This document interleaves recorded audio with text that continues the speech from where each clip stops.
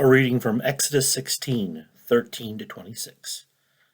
In the evening quails came up and covered the camp, and in the morning there was a layer of dew around the camp.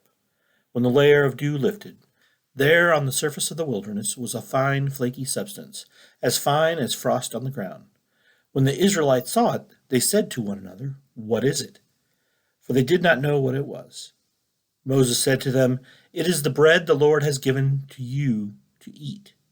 This is what the Lord has commanded. Gather as much of it as each of you needs, an omer to a person, according to the number of persons, all providing for those in their tents." The Israelites did so, some gathering more, some less. But when they measured it with an omer, those who gathered much had nothing left over, and those who gathered little had no shortage. They gathered as much as each of them needed. And Moses said to them, "Let no one leave any of it over until morning." But they did not listen to Moses.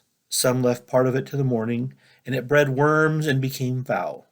And Moses was angry with them. Morning by morning they gathered it, as much as each needed. But when the sun grew hot, it melted. On the sixth day they gathered twice as much food, 2 omers apiece. When all the leaders of the congregations came and told Moses, he said to them, "This is what the Lord has commanded.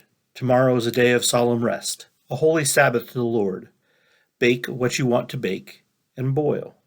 And all that is left over put aside to be kept until morning."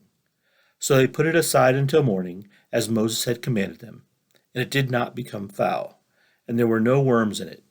Moses said, "Eat it today, for today is a Sabbath to the Lord.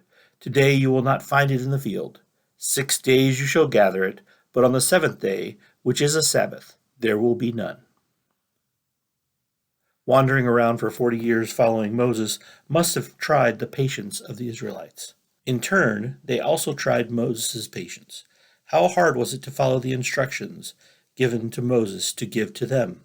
Pretty hard, as the Israelites did not have trust and faith in the ever-loving God. From the sources on the internet I checked, the instructions were to take an omer, which is an equivalent to 2.5 quarts of dry mixture, or the amount that was bundled together into a sheaf.